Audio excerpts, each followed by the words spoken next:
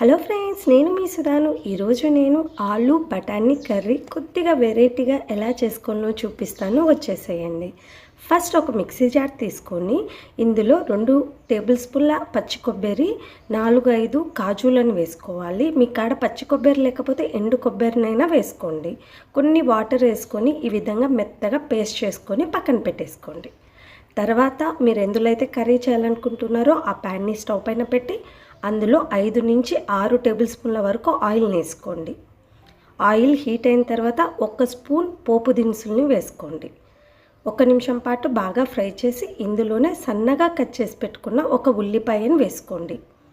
పొడుగ్గా కట్ చేసుకున్న పచ్చిమిరపకాయలు, కొద్దిగా కరివేపాకును కూడా వేసుకొని ఆనియన్స్ లైట్ గోల్డెన్ కలర్ వచ్చే వరకు ఫ్రై చేయండి. ఇలా కలర్ చేంజ్ అయిన తర్వాత ఇందులో 2 టేబుల్ స్పూన్ల అల్లం వెల్లుల్లి పేస్ట్ వేసుకొని పచ్చివాసన పోయే వరకు మీడియం ఫ్లేమ్లో పెట్టుకొని ఫ్రై చేసుకోండి. ఇప్పుడు ఇందులోనే సన్నగా కట్ చేసి పెట్టుకున్న 2 పెద్ద టమోటోలను వేసుకోండి. కొద్దిగా ఉప్పు కూడా వేసుకుంటే టమోటోలు త్వరగా మగ్గిపోతాయి.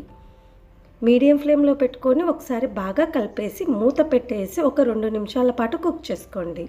తర్వాత లిడ్ ఓపెన్ చేసి చూసారు కదా, టమోటోలు బాగా మగ్గిపోయి మెత్తగా అయిపోయాయి.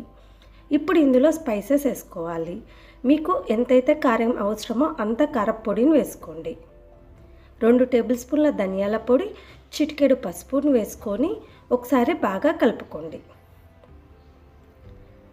ఇలా బాగా కలిపిన తర్వాత ఇప్పుడు ఇందులో మనం కట్ చేసి పెట్టుకున్న ఒక పెద్ద సైజు ఆలు, 1 కప్పు పచ్చి బఠానీ, కూరగాయలకు సరిపడా కొద్దిగా ఉప్పును కూడా వేసుకొని మసాలాలు మొత్తం ఆలుకు బఠానీకి బాగా పట్టేలాగా కలపండి.